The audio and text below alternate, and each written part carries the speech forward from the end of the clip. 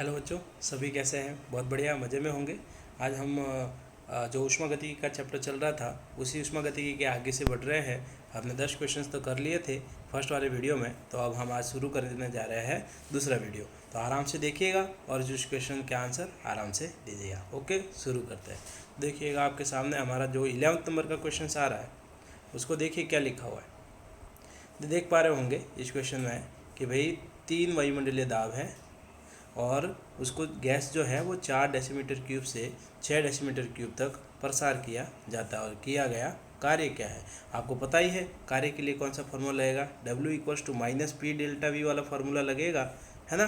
तो P delta we के लिए दोनों वॉल्यूम दे रखी है, 6 और 4 दोनों दे रखी है। तो 6 में से 4 को घटाओगे तो 2 आ जाएगा। और दाब जो है हमारा वो 3 वायुमंडलीय दाब है, तो 6 से 3 और 2 का मल्टीप्लाई कर देंगे। देखिए साइड में बनाया हुआ उसको हम देख लेते हैं।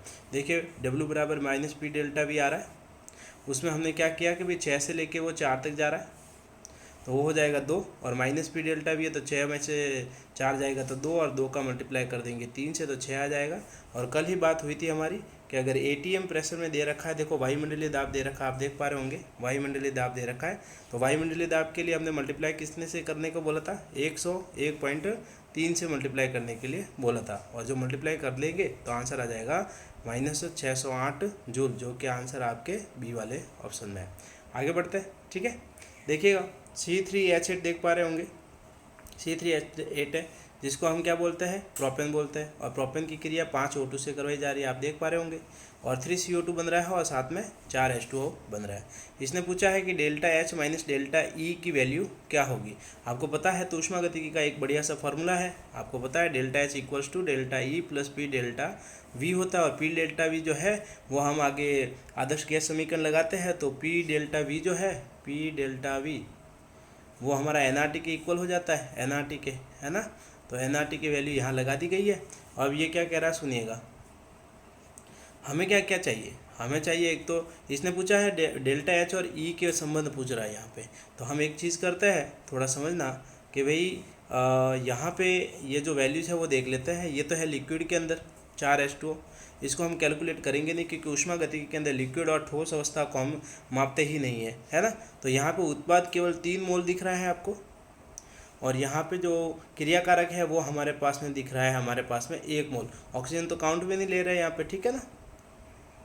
ओके जी, सॉरी 5 है ना, सॉरी देखते हैं 1 मिनट। हाँ जी, तो ये हमारे पास में क्रिया कारक तो हो गए 6 मोल। देखिए 5 ऑक्सीजन के गैसेस फॉर्म में और एक ये 5 और 1 कितने हो गए? 6। तो 6 मोल तो ये हो गए और उत्पाद के हो गए 3 मोल। तो आप जब उत्पाद में से क्रिया कारक घटाओगे तो माइनस का 3 आ जाएगा, है ना। -3 + 6 आंसर आ जाएगा माइनस के, सॉरी हाँ +3 -6 कर दोगे तो आंसर आ जाएगा 3 मोल, वो भी माइनस के। तो हम यहाँ पे एक वैल्यू लगा देंगे, ये लीजिए यहाँ पे वैल्यू आ चुकी है -3, ठीक है। और ये हम n की वैल्यू की यहाँ पे लगा देंगे। n की वैल्यू लगाते ही क्या आ जाएगी? 3 NRT बन जाएगा यहाँ पे आंसर, ठीक है। और डेल्टा H जो है वो E इधर की तरफ जाएगा तो माइनस में हो जाएगा और ये आंसर आ जाएगा -3RT। समझ गए होंगे, तो इसका आंसर आपका C होगा। नहीं समझ पाए तो देखते हैं, आगे बढ़ते हैं। हम वापस एक बार देख लेते हैं इसी क्वेश्चन को। देखो क्वेश्चन क्या कह रहा है कि delta H equals to delta E plus NRT, है ना। और n कैसे निकालते हैं? उत्पाद के मोलों में से क्रिया कारक के मोलों को घटाना है। उत्पाद के मोल हम देख रहे थे उस क्वेश्चन के अंदर ना, तो उत्पाद हमारे पास क्या था? वो थे हमारे पास सिर्फ 3, ठीक है। और उसके सामने जो क्रिया कारक लिखे हुए थे वो क्रिया कारक थे हमारे, ऑक्सीजन तो 5 थी और C3H8 1 था, तो वो टोटल थे 6। तो ये जब घटाते तो आंसर आता है -3, और -3 जब यहाँ लगाओगे तो यहाँ -3 NRT आ जाएगा। और डेल्टा E को इधर ट्रांसफ़र कर दो तो ये आंसर आ जाएगा delta H minus delta E equals to -3RT। और जो ऑप्शन में 3RT है वो हमें देखना है, ठीक है ना। तो आंसर हो गया हमारा। आगे बढ़ते हैं, ये -3 NRT आ चुका है, ठीक है जी। ओके, आगे बढ़ते हैं। क्वेश्चन आराम से पढ़िएगा। देखिए क्वेश्चन देखिएगा क्या लिखा हुआ है। स्थिर दाब पर जल की मोलर ऊष्माधारिता ज्ञात करनी है। और सॉरी ऊष्मा दे रखी है, ऊष्माधारिता दे रखी है हमें। तो ऊष्माधारिता दे रखी है हमें 75 जूल केल्विन -1 मोल -1। ओके, अब आगे बढ़ते हैं। आगे क्या दे रखा है? जब 1 किलो जूल उष्मा 100 ग्राम जल में प्रवाहित की जाती है तब ताप कितना बढ़ेगा, है ना। तो ताप देखिए, ताप कितना बढ़ता है वो देखना है। तो उष्मादायिता वाला फार्मूला है वो थोड़ा समझ लेते हैं। आ जाइए वापस उष्मादायिता वाला फार्मूला देख लेते हैं। चलिए पहले इसको रिमूव करते हैं। ओके, हाँ देखिएगा, उष्मादायिता का फार्मूला आपको पता हो तो सी से उसको डिनोट करते हैं उष्मादायिता को, और वो होता है क्यू बटे डेल्टा टी। ये उष्मादायिता का फार्मूला होता है। डेल्टा टी या क्यू सी, तो ये हम एक काम करते हैं, ये इस तरफ ट्रांसफ़र कर लेते हैं। तो ये हो जाएगा, आप चाहिए तो क्यू बराबर सी इंटू डेल्टा टी आ जाएगा, है ना। अब जो जो वैल्यू दे रखी है उसको हमको पुट करना है, आंसर हो जाएगा। देखिए ये इस वैल्यू को वापस ले लेता हूँ, क्यू बराबर ये देख पा रहे होंगे यहाँ पे हमें उष्मादायिता 75 दे रखी है, तो सी जो है वो हमारी 75 है, 75, तो 75 हो गया। मोलों की संख्या, आप क्वेश्चन के अंदर मोलों की संख्या देख रहे हैं हम, है ना। तो मोल निकालने पड़ेंगे हमें। 100 ग्राम जल दे रखा है, 100 ग्राम। देखिए जब ग्राम को मोल में बदलते हैं तो अणुभार का भाग लगाते हैं, तो जल के अणुभार का 18 का भाग लगाएंगे, तो ये आंसर आपका आ रहा है ना 100/18। तो ये हमारा ये आ जाएगा मोल, तो यहाँ पे मोल हो गया, समझ पा रहे होंगे। तो n की जगह मोल आ जाएगा 100/18, 100/18 ये हो गया। उसके बाद क्या करना है हमें कि भाई डेल्टा सीपी है, सीपी की देख लीजिए, है ना। सीपी देखिए आराम से, तो यहाँ पे सीपी की बात कर रहे हैं, तो सीपी तो हमें दे रखा है 75 जूल केल्विन माइनस, ये सीपी हो गया। और डेल्टा टी की बात करें तो डेल्टा टी पता करना है, तो ये दोनों इस तरफ आ जाएंगे, है ना। सीपी दोनों आपके लेफ्ट हैंड साइड की इस तरफ आ जाएंगे। तो हम क्या करेंगे वो देखते हैं पूरा, है ना, समझ गए। देखिएगा क्या कर रहे हैं वो थोड़ा समझिए। ओके जी, एक ये भी हटा देते हैं, फिर क्वेश्चंस को थोड़ा सा फास्ट कर लेते हैं।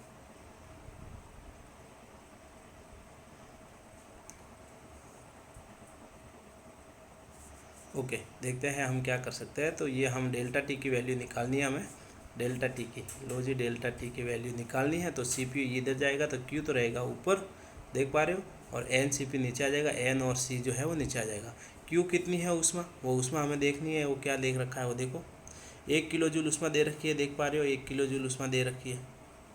तो 1 किलो जूल के लिए हम वैल्यू रख देते हैं डेल्टा टी, और उष्मा के लिए हम रख देंगे 1000, क्योंकि किलो जूल है, किलो है तो किलो को ग्राम में बदलने के लिए 1000 हो जाएगा। फिर वो 100/18 थे एन, तो 18/100 हो जाएगा उल्टा। और सी के लिए वो दे रखी है 75, इन सब का गुणा भाग करिए तो आपको आ जाएगा 2.4 केल्विन, समझ गए होंगे। तो 2.4 केल्विन इसका आंसर हो गया। नेक्स्ट बात करते हैं आगे। ये क्वेश्चन पहले भी कर रखा है, देखो क्या लेके रखा है वो भी देखते हैं। कह रखा है कि बंद कुचालक बर्तन है, देखो क्वेश्चन के अंदर पहले से ही कह रहा है कि बंद कुचालक बर्तन कह रहा है ये। तो बंद कुचालक बर्तन की बात करें तो क्यू क्या हो जाएगा आपका 0 हो जाएगा।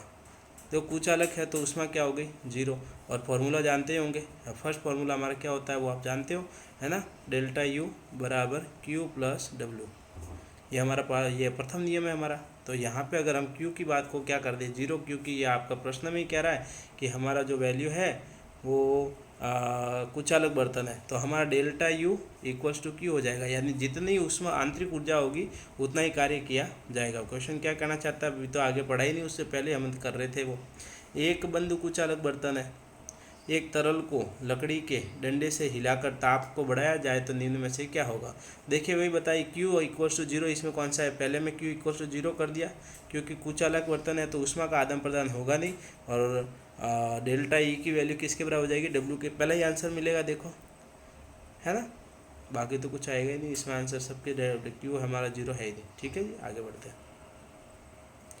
ये क्या कह रहा है देखिएगा, जब 1 मोल गैस को स्थिर आयतन पर गर्म किया जाता है तो तापमान 298 से 308 केल्विन तक बढ़ाया जाए, तो यदि गैस को दी जाने वाली ऊष्मा 500 जूल है तो कौन सा कथन सत्य होगा। अब ये का ये फॉर्मूले पे लगेगा ये तो पूरा, देखो वापस देखते हैं।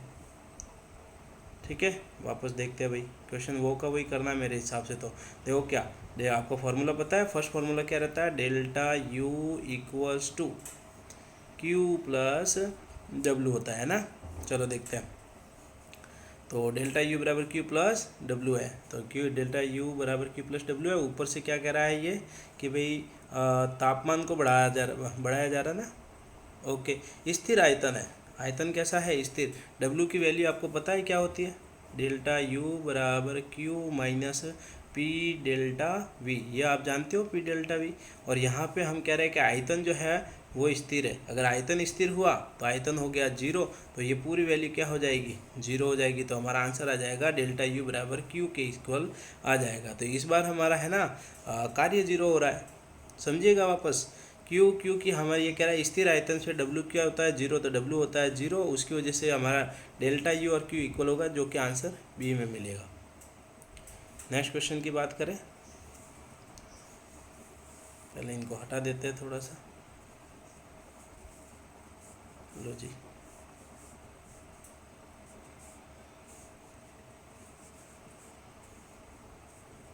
जा ही नहीं रहा, ठीक है चलो बढ़ते आगे। किसी अभिक्रिया के अभिक्रम और उत्पाद सभी तरल है। देखो जब भी कोई चीज़ तरल होती है, लिक्विड होती है, तो उसको गिना ही नहीं जाता है, ठीक है। ओके, निम्न में से कौन सा समीकरण सबसे उपयुक्त होगा। अरे तरल है तो उसके लिए एन वैल्यू क्या मानोगे आप, जीरो मानोगे। यानी अगर हम यूँ कहें कि डेल्टा एच बराबर डेल्टा ई, है ना, डेल्टा एच बराबर delta E plus N R T, याद है क्या किसी को, अभी थोड़ी देर पहले आया था। तो एन आर टी की वैल्यू सब तरल होगी तो क्या हो जाएगा, जीरो, है ना, क्योंकि हम गैस और उसी को तो लेते हैं, तो लिक्विड के हिसाब से ये पूरा क्या हो जाएगा, जीरो। तो हमारी वैल्यू आ जाएगी डेल्टा एच बराबर डेल्टा ई आएगा। इसमें है ना डेल्टा एच डेल्टा ई, तो सी आंसर होगा इसका। कौन सा होगा, सी आंसर होगा। 17वां क्वेश्चन पर बढ़ते हैं। तो एक चक्रीय प्रक्रम के लिए, एक चक्रीय प्रक्रम के लिए कौन सा सत्य नहीं है। देखो भाई चक्रीय प्रक्रम किसे कहते हैं ये भी तो पता है। ये देखो थ्योरी थोड़ी सी आनी चाहिए पहले से, नहीं तो कर नहीं पाएंगे हम। थ्योरी नहीं आएगी तो क्या करेंगे हम, समझिए वो। चलो देखते हैं चक्रीय प्रक्रम। चक्रीय प्रक्रम किसे कहते हैं पता है ना, कि भाई जब हम कोई क्रिया ए से शुरू करते हैं तो घूम के बी से कहाँ आती है सी, और सी से हम वापस कहीं पे आ जाते हैं ए में, ये चक्रीय प्रक्रम है। तो ध्यान दीजिएगा चक्रीय प्रक्रम जो है ये पथ पर निर्भर कर रहा है, और पथ सिर्फ कौन सा कार्य होता है, वो पथ फलन होता है, और एक ऊष्मा होती है वो पथ फलन होती है। तो आप देखिएगा ये कह रहा है कौन सा कथन सत्य नहीं है, तो डब्ल्यू ये डी आंसर होगा, क्योंकि कार्य तो हम कर ही रहे हैं, क्योंकि ये पथ पर निर्भर करता है, जबकि ये कार्य जीरो बता रहा है, जबकि कार्य हुआ है यहाँ पे, है ना। ए से बी आए, बी से सी गए, सी से हम डी, ये वापस ए तक आ रहे हैं, तो कार्य जरूर कर रहे हैं हम। यहाँ पे कार्य जीरो बता रहा है, इसके लिए आंसर क्या होगा, डी, जो कि असत्य है, जबकि सत्य होना चाहिए ना ऐसा। हाँ सत्य नहीं है, बिल्कुल सही बात है। तो आगे बढ़ते हैं। एक मोल आदर्श गैस के लिए आयतन 1 लीटर 10 लीटर समतापीय प्रसारित किया जाता है, तो इस प्रक्रम के लिए डेल्टा ई का मान क्या होगा। समझिएगा आयतन कह रहा है आदर्श गैस के लिए, जब भी है ना, हाँ समतापीय प्रसरण होने, अगर कोई आदर्श गैस है और आदर्श गैस के लिए अगर समतापीय प्रसरण है तो कार्य हमेशा ये जो है ना वो शून्य ही होता है, शून्य है इसका आंसर। ठीक है जी, बढ़ते हैं आगे, हमारा टॉपिक आगे बढ़ते हैं। यहाँ पे हम 14 से लेके जो क्वेश्चन किए उनके आंसर है, इसको एक एक करके थोड़ा जूम करके 2 सेकंड के लिए देख लेते हैं। इस वीडियो को यहीं तक रोकेंगे हम, और नेक्स्ट वीडियो नेक्स्ट में बनाएंगे, ठीक है। ये हमारा 14 नंबर के क्वेश्चन क्या आते हैं आ रहा है। आगे बढ़ रहे हैं 15 नंबर क्वेश्चन, ये देख के लिखा हुआ पूरा थ्योरी वाइज। 16 नंबर क्वेश्चन देख पा रहे होंगे आप, ये वाली वैल्यू हमने ही लगाई थी, एन की वैल्यू है, क्योंकि सब तरल है तो तरल के लिए डेल्टा एन कितना हो जाएगा, जीरो, इसलिए delta H equals delta E हो जाएगा। 17 नंबर पे जाइए, तो 17 नंबर में बोला कि भाई ये कार्य कब कैसा होता है, पथ फलन, इसके लिए आंसर डी रहेगा, बिल्कुल चक्रीय प्रक्रम के लिए। अब कौन सा क्वेश्चन चल रहा था हमारा, 18वां हो गया है ना। समतापीय प्रक्रम के लिए डेल्टा ई की वैल्यू क्या होती है, जीरो होती है। 18 तक क्वेश्चन कर चुके हैं, 19वें क्वेश्चन के लिए हम नेक्स्ट हमारा वीडियो बनेगा, छोटा वीडियो ही है, ठीक है ना। तो देखते रहिए, शेयर करिए, थैंक यू फॉर वॉचिंग।